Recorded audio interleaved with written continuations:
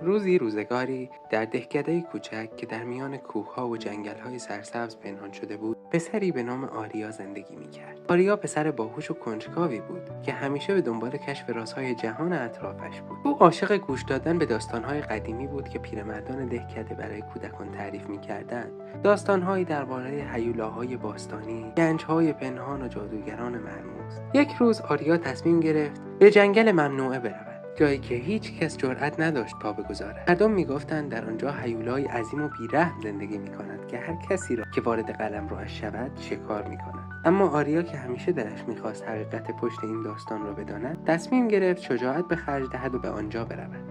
او شبانه به جنگل رفت، در حالی که تنها چراغ کوچکی در دست داشت. صدای باد در میان درختان و زوزه گرگ‌ها او را ترساند، اما او مصمم ادامه داد. پس از ساعتی پیاده‌روی به درختی عظیم رسید که در پایه‌اش غاری تاریک.